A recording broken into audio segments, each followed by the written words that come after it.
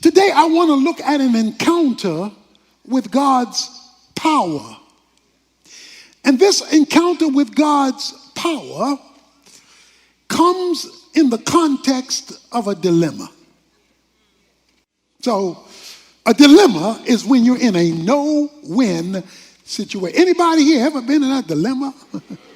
It's no-win. I mean, any direction that you look in is a lose-lose. You're in a dilemma. The most noted story in Israel's history, the crossing of the Red Sea, which was its biggest celebrated miracle, happened when they were simultaneously in a dilemma. The most celebrated story, the one that's repeated over and over and over in the Old Testament, is the story of the crossing of the Red Sea. It's repeated in the New Testament.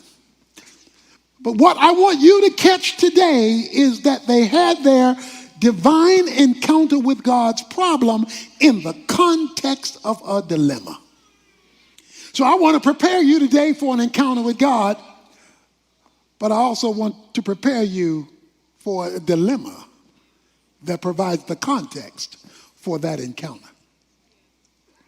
Now, the background to this is very clear. Moses has come through the 12 plagues, the 10 plagues, and he's now leading the children of Israel out of Egypt. Pharaoh has responded now finally to Moses' call to let my people go. And so the people now are on their way out from slavery to freedom. They're excited. They're looking forward. They've been told that there's this promised land, this purpose of God that God is going to take them to, and things are looking rosy. As they leave, on their way out, it says in verse 17 of chapter 13 that God did not lead them by way of the land of the Philistines, even though it was near. I want you to catch verse 18. Hence God led them. So watch this. Their dilemma is going to come about when God is leading them. Their dilemma is going to happen when they're in the will of God. Their dilemma is going to occur when they're being obedient. Because it says God was leading them. Not only was God leading them into what would be a dilemma, it says God led them the long way around.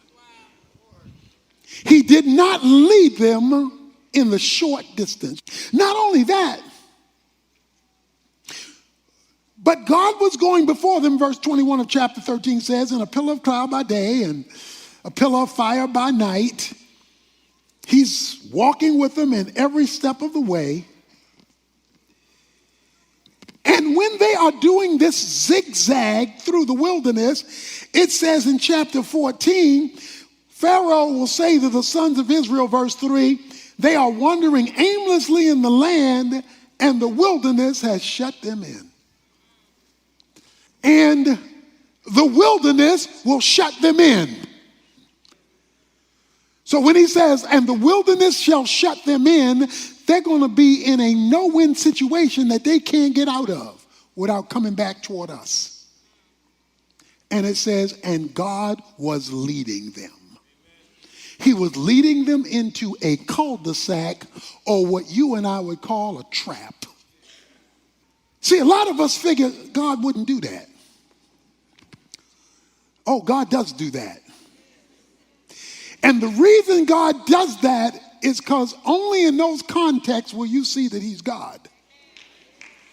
Because the one thing about a dilemma is you can't get out of it. The one thing about a dilemma is you don't see an exit. And every direction you look in is a trap.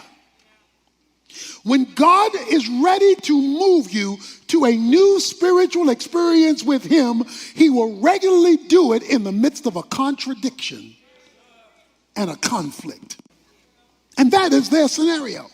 Verse 4 says of chapter 14, thus I will harden Pharaoh's heart and he will chase after them. To harden the heart means to make you more rebellious than you already were. To harden the heart means to make you meaner than you already were. To harden the heart is to make you worse than you already were. I think the verse says, and God hardened Pharaoh's heart. Because when God is ready to give you a new experience with him, he will allow you to be put into a situation that only he can get you out of. When God is ready to make this move, doesn't matter who you know, what contacts you have, how much money you possess, or where you live, or the car you drive. When God is ready to give you a new experience with him, he will regularly trap you where you are. Verse 8 of chapter 14 says, the Lord hardened the heart of Pharaoh, king of Egypt, and he chased after the sons of Israel. What frustrates me about God is he will make it look like he answered your prayer. Come on, anybody been there?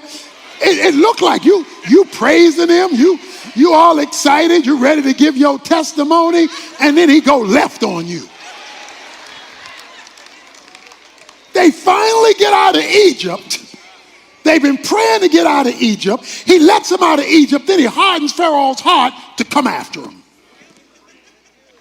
Looks like he changed his mind. As Pharaoh drew near, verse 10, the sons of Israel looked, and behold, the Egyptians were marching after them. And they became scared. It says they were very frightened. And so the sons of Israel cried out to the Lord.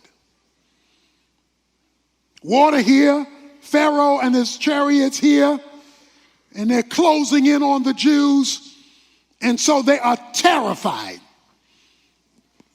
So they do what many Christians do. They cry out to God, help, help, while simultaneously complaining to man. Verse 11, they said to Moses, is it because there were no graves in Egypt that you have taken us away to die in the wilderness? Why have you dealt with us in this way, bringing us out of Egypt? Is this not the word that we spoke to you in Egypt, saying, leave us alone, that we may serve the Egyptians? For it would have been better for us to serve the Egyptians than to die in the wilderness. So the conflict that they are in, the Red Sea and the Egyptians, produces a spiritual conflict within them. Because on the one hand, it says they cried out on the God. But then on the other hand, it says they complained to Moses. So I'm calling on God, but I'm blaming man. Not only that, but I'm confused. Because a dilemma will confuse you. They said, did not we tell you leave us alone? We were happy being a slave in them cornfields. We were happy being a slave picking that cotton. We were just swing low, sweet chariot. We were just happy slaves. So let me give you something you must do when you're caught in a dilemma and God himself is confusing you. You must appeal to someone, if you cannot appeal to yourself, who has a spiritual perspective. See, if you're confused and you're only talking to other confused people who do not share a proper view of God, then all you're going to do is reinforce the frustration of your dilemma.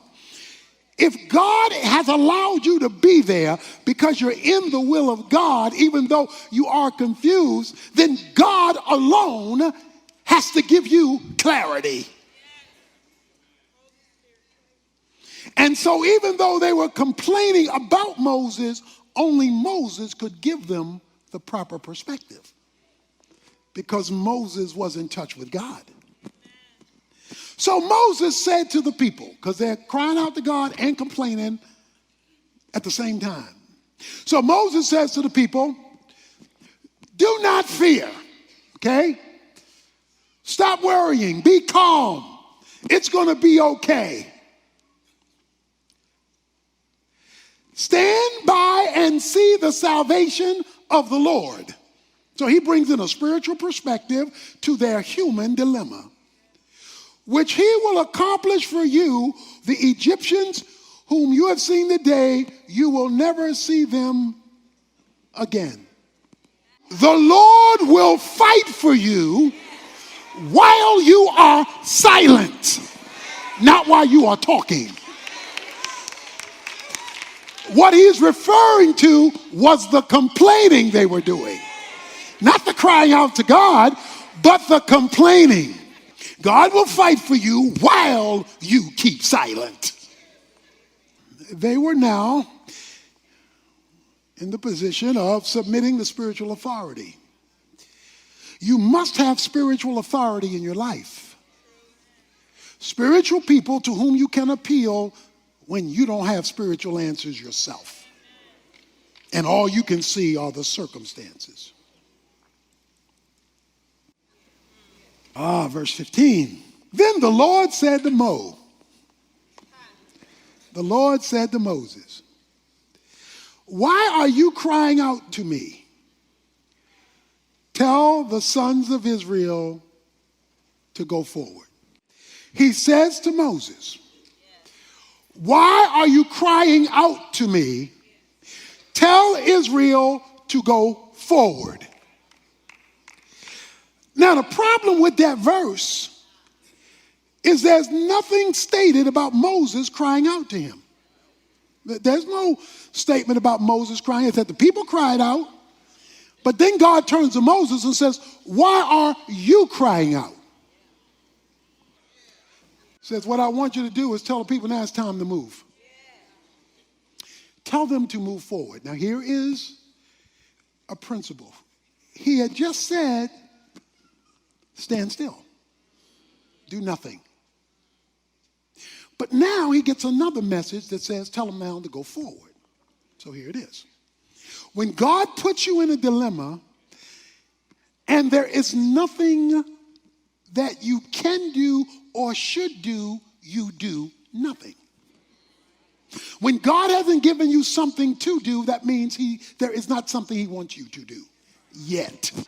But now he tells him to move forward. It says by faith they crossed the Red Sea. Remember, faith is in your feet, not in your feelings. Hebrews 11:29 says they did it by faith. Because faith often has to operate when fear is present. Okay? Faith does not automatically eradicate fear. But faith, when it is operating, overrides fear because fear immobilizes. Faith moves, even when you are fearful. But when he gives you something to do, you move. He says, tell the people to move. And so the people move. Moses, lift up your staff. He lifts up the rod, now called the rod of God. He says, I will, again this word in verse 17, harden the heart of the Egyptians. I'm going to make them harder. I'm going to make them hate you more. I'm going to make them come after you worse than before, so that they will go in after them, and I will be honored through Pharaoh and his army, through his chariots and his horsemen. So Moses stretches out his hand with the rod, verse 21, and the Lord swept the sea back by a strong wind all night and turned the sea into dry land, so the waters were divided. The sons of Israel went through. Verse 23, then the Egyptians took up pursuit.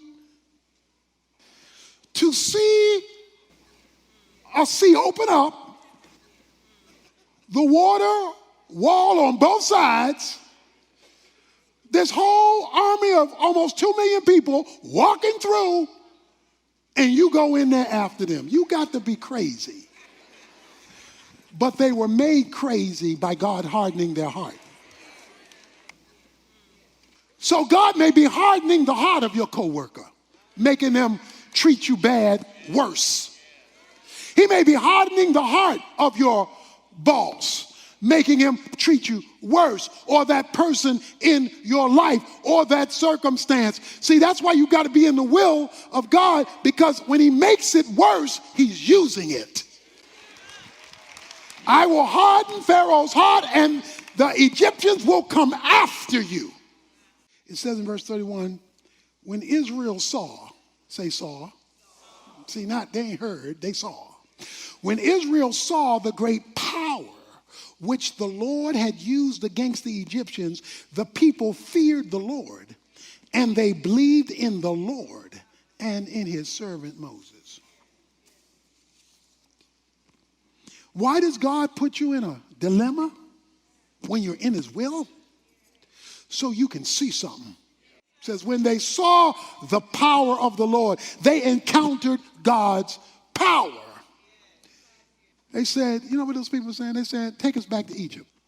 You know what God was trying to do? He was trying to deliver them from something in their past. Egypt was their past. But you can get so used to yesterday that when the day goes bad on you, you want to go back. He says, I'm going to deliver you from yesterday because I have a different tomorrow. But for me to deliver you from yesterday, to take you to a different tomorrow, I'm going to create confusion today. So I want you to look at your dilemma that you're either in or that you will face differently. If you're not in the will of God, get in the will of God so that he can turn it into something he can use. If you're not walking by faith but only walking by sight, begin to walk by faith and no longer live a life of complaining.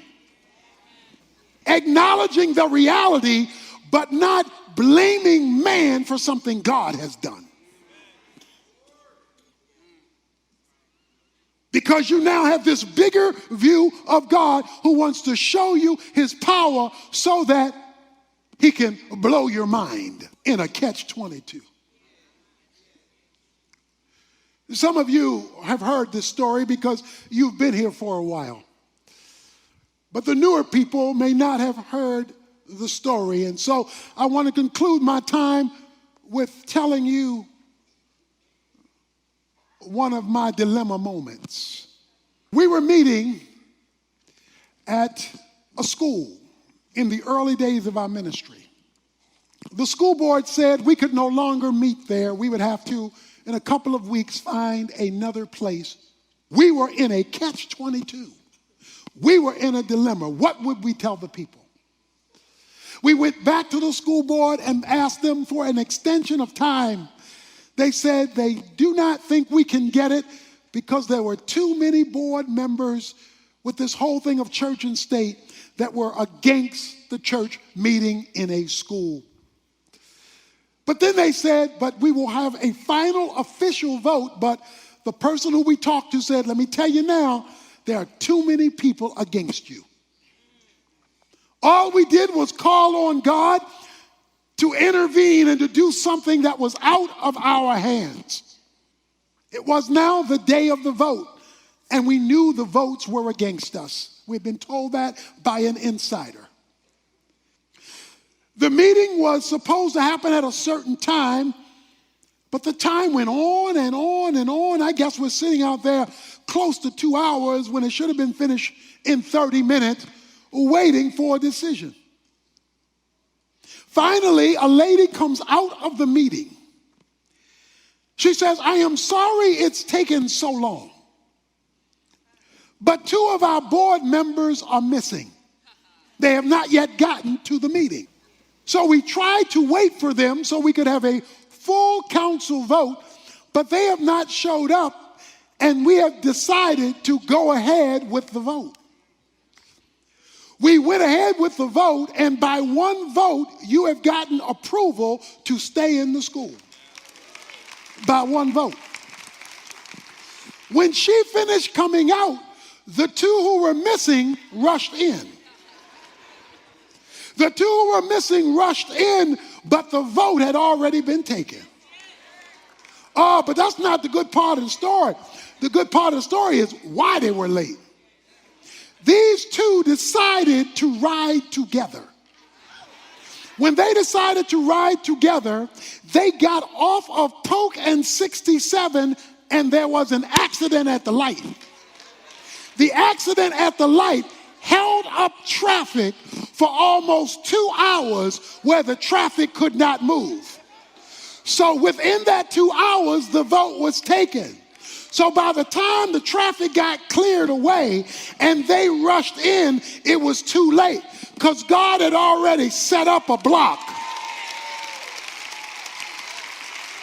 The story in Exodus chapter 18 says that the cloud and the pillar of fire went from in front of the Jews and went to the back of the Jews to create a block so that Pharaoh's army could not get to them until they crossed over. So what God did was he took the angel of the Lord and he left from in front of Oak Cliff. He went to the back of Oak Cliff. He went down to Polk and 67, allowed an accident to occur at just the right time for just the right amount of cars in order to block what God's purpose.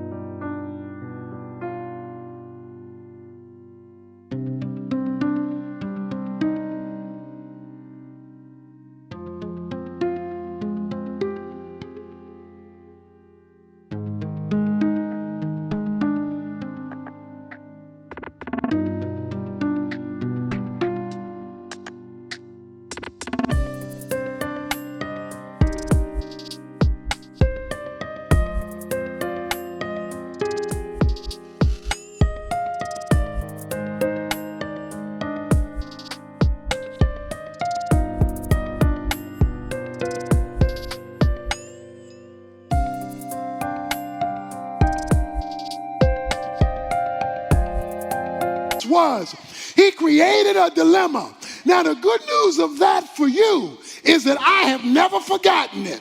So anytime now we run into a dilemma, I remember what happened at the end of the 1970s. Anytime we run into a problem, I remember that God is the same yesterday, today, and forever.